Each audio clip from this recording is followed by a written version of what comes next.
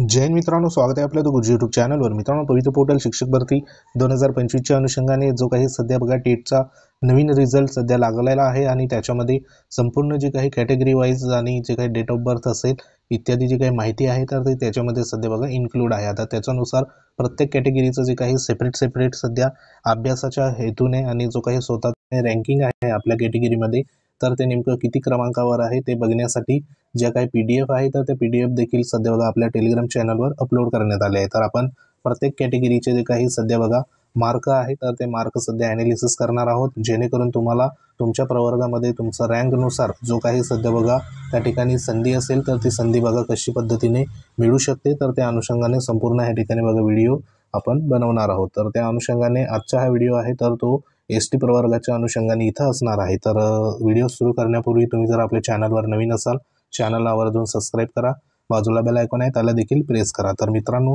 या ठिकाणी ST प्रवर्गासंदर्भात या ठिकाणी आपण आजच्या व्हिडिओमध्ये माहिती घेणार आहोत। त्यानंतर दुसरे जे काही प्रवर्ग असेल त्यांचे देखील अशाच पद्धतीची माहिती इथं बघणार आहोत। तर आता ह्याच्यामध्ये प्रत्येक प्रवर्गाचे जे काही हायेस्ट स्कोअर आहे तर तो हायेस्ट स्कोअर वेगवेगळा सध्या बघा आलेला आहे। आता या ठिकाणी ST प्रवर्गाचा जर हायेस्ट स्कोअर आपण बघितला तर जवळपास 168 मार्काचा या ठिकाणी हायेस्ट स्कोअर आपल्याला पाहायला मिळतोय। आता ह्याच्यामध्ये जर आपण रँकिंग जर बघितली तर तुम्ही आपल्या नावानुसार जी काही रँकिंग आहे तर ती रँकिंग सध्या मेल फिमेलच्या अनुषंगाने या ठिकाणी तुम्ही बघितली असेल। तसेच जे काही फक्त मेलची यादी किंवा फक्त फिमेलची यादी तर त्या अनुषंगाने देखील तुमची जी रँकिंग आहे तर ती सध्या बघा तुम्ही बघितलेली असेल। परंतु ह्याच्यामध्ये तुमचं जे काही आता एखाद्या उमेदवाराचा 1000 रँकिंग असेल किंवा 1500-1200 रँकिंग असेल किंवा त्यापेक्षाही जास्त रँकिंग असेल। आता इथं जर आपण विचार केला तर इथे जवळपास 168 मार्काचा हायेस्ट उमेदवार आपल्याला पाहायला मिळतो। त्यानंतर 120 पर्यंत जर इथं रँकिंग आपण बघितली तर 120 पर्यंत ST प्रवर्गाचे किती उमेदवार आहेत तर या ठिकाणी 590 एवढे उमेदवार 120 प्लस ज्यांचे मार्क आहे तर ते उमेदवार सध्या इथं पाहायला मिळतात। आता त्याच्यापेक्षा आपण इथं जर अजून खाली जर ह्या ठिकाणी मार्क जर बघितले तर जवळपास इथं तुम्हाला मार्क दाखवतो। तर ते मार्क म्हणजे इथं जर बघितलं आपण तर 115 दरम्यान जवळपास किती उमेदवार आहे तर ते 968 उमेदवार 115 मार्काचा या ठिकाणी वर जे उमेदवार आहे म्हणजे 115 ते 168 मार्कापर्यंत एवढे जे उमेदवार आहे 900 म्हणजे जवळपास हे 1000 उमेदवार आपण या ठिकाणी पकडूया। आता ह्याच्यामध्ये 1000 उमेदवार आहे। आता ज्या उमेदवाराचा 115 मार्क आहे बरोबर 115 110 मार्क असे जे उमेदवार आहे तर ते उमेदवार म्हणजे या ठिकाणी बघा चिंतेत आहे की आम्हाला या ठिकाणी आता जे मार्क आहे तर बाकी उमेदवारांना 100 मार्क असेल, काही उमेदवारांना 110 मार्क असेल, काही उमेदवारांना 90 मार्क असेल। मग त्याच्यानुसार इथं जर आता वरचे जर उमेदवार इथं विचार केला आता जवळपास पुढचे मार्क देखील तुम्हाला सांगतो जेणेकरून तुम्हाला एक अंदाज येईल। आता इथे आपण बघूया 110 मार्क बरोबर। आता 110 मार्कपर्यंत जर आपण इथं विचार केला 110 मार्कपर्यंत जवळपास 1500 उमेदवार इथं पकडूया बरोबर। आता हे 110 मार्काच्या पर्यंत जे काही उमेदवार आहे 110 ते 168 पर्यंत जे उमेदवार आहे तर ते आहे या ठिकाणी 1500। आता हे जे 1500 उमेदवार आहे तर हे 1500 उमेदवार आपल्याला ह्यांचं जे काही क्वालिफिकेशन आहे तर ते क्वालिफिकेशन सध्या बघा प्रत्येकाचं इथं माहिती नाही बरोबर। आता ह्याच्यामध्ये तुमचा नंबर जरी इथं बघा 1500 नंबरवरती तुमचं या ठिकाणी नाव असेल परंतु तुमच्या पुढे जे काही या ठिकाणी 1499 उमेदवार आहे बरोबर, म्हणजे 1499 उमेदवार आहे तुमच्यावरचे। तर हे उमेदवार नेमकं कोणत्या गटासाठी पात्र आहेत म्हणजे तुम्ही जर सध्या आता 1500 नंबरवर आहे तुमचं 6 ते 8 साठी तुम्ही पात्र आहात। तुमचा विषय समजा या ठिकाणी सामाजिक शास्त्र आहे बरोबर, विषय सामाजिक शास्त्र आहे। मग तुमच्या पुढे किती हायेस्ट उमेदवार आहे 1499। आता हे 1499 उमेदवार जे आहे तर हे फक्त सामाजिक शास्त्राचेच उमेदवार असतील का तर असं मुळी ह्या ठिकाणी बघा असणार नाही। कारण ह्याच्यामध्ये आपल्याला सर्वात जास्त जे काही पदभरतीमध्ये शिक्षक पदभरतीमध्ये प्रविष्ट झालेले उमेदवार आहे तर ते DED जे ह्या ठिकाणी धारक उमेदवार आहे म्हणजे DED प्लस पहिला पेपर उत्तीर्ण असलेले हे उमेदवार सर्वात जास्त मोठ्या प्रमाणावर सध्या पाहायला मिळतात। आता ह्याच्यामध्ये तुमचं जरी 1500 नंबरवरती सध्या बघा नाव असेल परंतु तुमच्या पुढे 1499 उमेदवार आहे। आता हे उमेदवार नेमके सामाजिक शास्त्राचे या ठिकाणी असणार असं शक्य नाही। जरी तुमचं इथं 1500 नंबरवरती नाव आहे परंतु वरचे जे उमेदवार आहे तर त्या उमेदवारांमधून कोणी फक्त बघा DED उत्तीर्ण आहे बरोबर, कोणी त्या ठिकाणी BED उत्तीर्ण असेल कोणी ह्या ठिकाणी बघा जे काही डी.एड बी.एड बरोबर जो काही पेपर सध्या एक ह्या ठिकाणी लागतो TET पेपर किंवा CTET पेपर, तर तो पेपर जे डी.एड धारक उत्तीर्ण असेल तर त्यांच्यासाठी महत्त्वाचा आहे.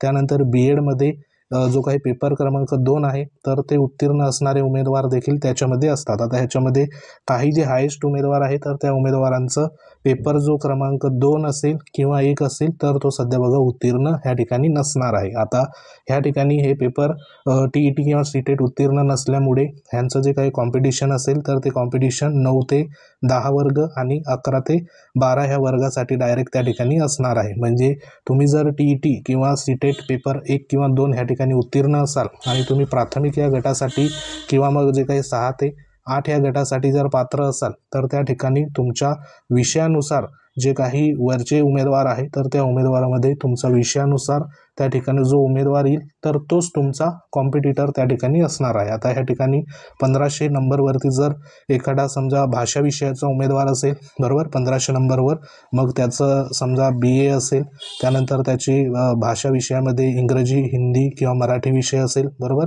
तो आहे ह्या ठिकाणी जवळपास 1500 नंबरवर. आता ह्या 1500 मधून जे काही वरचे उमेदवार आहे 1499 उमेदवार, तर ह्या उमेदवारांमधून फक्त जो काही भाषा विषयाचा उमेदवार असेल, म्हणजे आता इथे जर विचार केला तर 1499 मधून फक्त भाषा विषयाचे उमेदवार या ठिकाणी कमी प्रमाणात आपल्याला पाहायला मिळणार आहे. म्हणजे तुम्ही अराउंड या ठिकाणी तुम्ही बघू शकतात की 50-60 उमेदवार तरी भाषा विषयाचे त्या ठिकाणी सापडतील. मग ह्याच्यामध्ये काही हिंदी भाषेचे असतील, काही इंग्रजी भाषेचे असतील, काही जे असेल तर ते मराठी भाषेसंदर्भात असतील.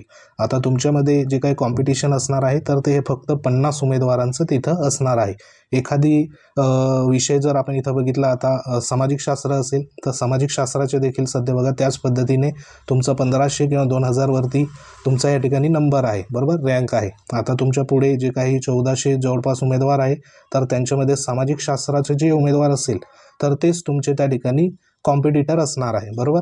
आता ह्याच्यामध्ये सर्वात जास्त जे काही कॉम्पिटिशन कोणाचं असणार आहे तर जे डी.एड धारक उमेदवार आहे बरोबर, जे डी.एड धारक उमेदवार आहे ज्यांचं पहिला पेपर क्वालिफाय आहे तर असे उमेदवारांचा जे काही कॉम्पिटिशन आहे तर ते कॉम्पिटिशन मे बी इथं असणार आहे. कारण डी.एड धारक उमेदवार जर समजा या ठिकाणी 1400, 1500 किंवा 2000 रँकवर जरी असेल तर तो उमेदवार सध्या त्याच्यावरचे जे काही उमेदवार असणार आहे तर ते एकतर डी.एड धारक त्या ठिकाणी 100% बघा असणार आहे बरोबर.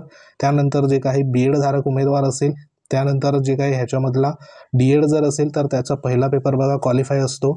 आता हे जे उमेदवार आहे तर ह्या उमेदवारांचं जे सध्या त्यांचं जे काही विषय असेल किंवा इतर ज्या काही बाबी असेल तर त्यांच्यासोबत कॉम्पिटिशन त्या ठिकाणी नसतं. सरसकट डी.एड प्लस जे काही TET पेपर 1 असेल तर हे सरळ प्राथमिक या गटासाठी डायरेक्ट कॉम्पिटिशन यांचं होत असतं. म्हणजे ह्यांच्यामध्ये जे काही वायफर्केशन असेल म्हणजे ह्या ठिकाणी विषयाच्या अनुषंगाने तर ते देखील सध्या होत नाही.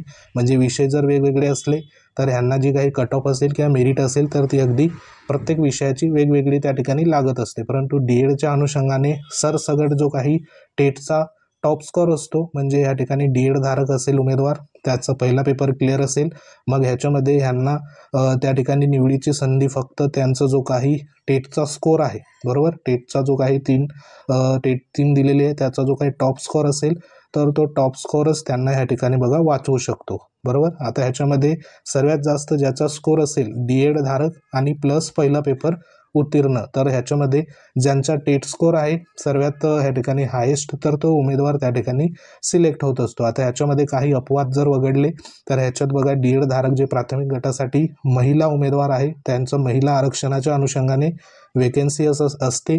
त्यानंतर ह्याच्यामध्ये जे काही हॉरिझॉन्टल म्हणून ह्या ठिकाणी जे काही आरक्षण आहे त्याच्यामध्ये माजी सैनिक असेल, प्रकल्पग्रस्त, भूकंपग्रस्त, तर त्या उमेदवारांना देखील सर्वात जास्त तिथं संधी मिळत असते. परंतु जर सर्वसाधारणमध्ये वेकेन्सीमध्ये जर तुम्ही विचार केला तर हे जे उमेदवार आहे तर ह्या उमेदवारांचं सर्वात त्या ठिकाणी कॉम्पिटिशन होत असतं. आता इथं एक महत्त्वाचं ST प्रवर्गाचा जर इथं बघा विचार केला तर ह्याच्यामध्ये जो काही 55-60 संदर्भात जो एक मुद्दा आहे तर त्याच्यामध्ये TET किंवा CTET जी काही परीक्षा आहे तर त्याच्यामध्ये बघा आपल्याला माहिती आहे की ST प्रवर्गासाठी जे काही 55% सध्या बघा TET परीक्षेमध्ये किंवा CTET परीक्षेमध्ये मार्क त्या ठिकाणी मिळायला पाहिजे.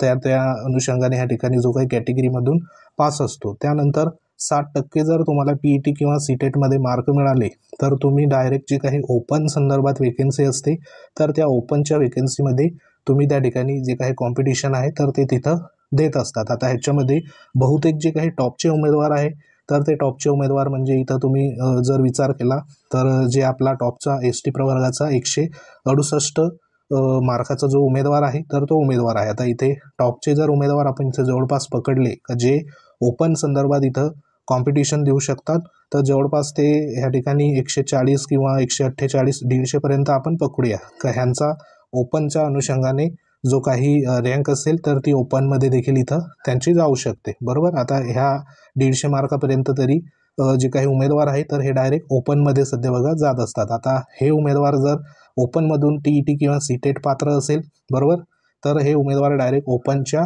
मेरिटमध्ये ते ठिकाणी सिलेक्ट होऊ शकतात. आता एवढे जर उमेदवार इथं जरी आपण 20 ते 30 उमेदवार सध्या बघा सिलेक्ट जरी झाले ह्या रँकमधून तरी एवढे जे काही 30 ज्या वेकेन्सी आहे तर ते 30 वेकेन्सी कॅटेगरीचे कमी मार्क असलेले जे काही उमेदवार असेल तर ते त्यांना त्या ठिकाणी बघा मिळणार आहे. म्हणून ह्याच्यामध्ये अजून देखील जी काही मेरिट असेल ती मेरिट सध्या बघा इथं खालीपर्यंत सध्या येऊ शकते.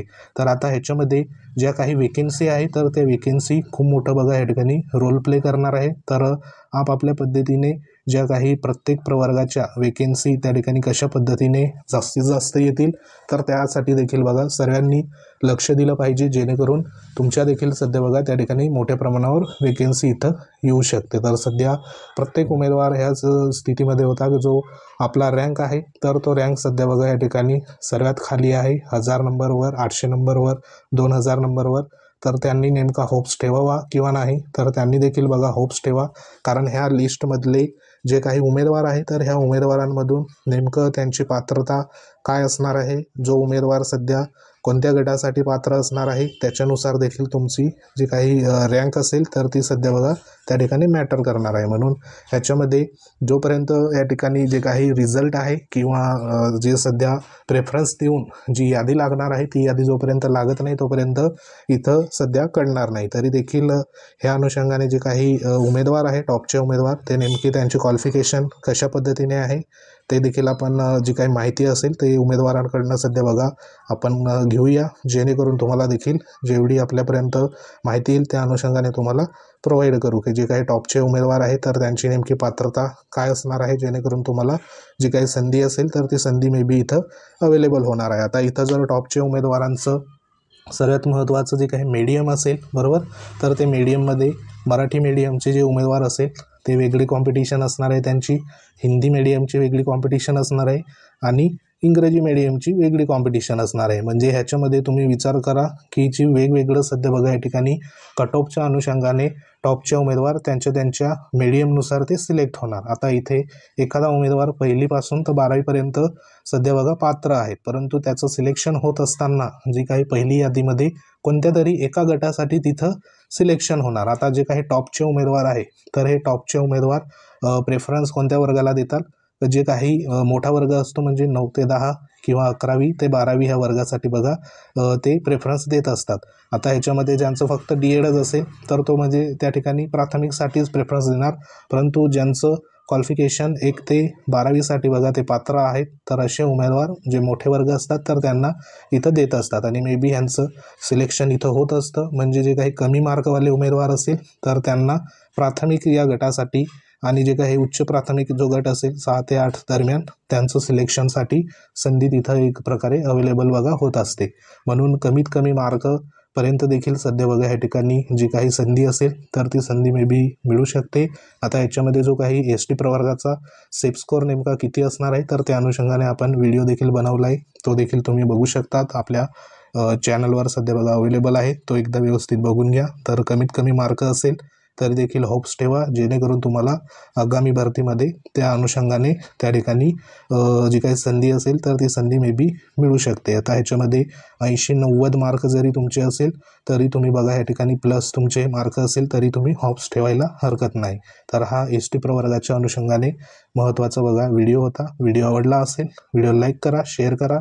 ह्या संदर्भात तुमच्या काही कमेंट असतील तर कमेंट नक्की करा. आता ह्याच्यामध्ये जवळपास 19,000 प्लस उमेदवार STचं सध्या बघा इथं क्वालिफाय झालेले आहे. तर ह्याच्यामध्ये आता संपूर्ण 19,000 उमेदवारांना तर ह्या ठिकाणी बघा जॉब भेटणार नाही, परंतु जे मीडियम स्कोअरचे आहे किंवा टॉपचे स्कोअरचे आहे तर ह्यांना 100% जी काही ह्या ठिकाणी पदभरतीमध्ये संधी जी असेल तर ती अवेलेबल होणार. आता अशाच प्रकारचा जो काही व्हिडिओ असेल तर तो व्हिडिओ आपण पुढच्या एखाद्या कॅटेगरी संदर्भात बघा घेणार आहोत. त्या अनुषंगाने कमेंट देखील करू शकतात कोणत्या कॅटेगरीचा व्हिडिओ तुम्हाला पाहिजे, तर तो व्हिडिओ आपण क्रिएट करू. तर सध्या तरी हा ST प्रवर्गाचा महत्त्वाचा व्हिडिओ होता. तर व्हिडिओ आवडला असेल लाईक करा, शेअर करा.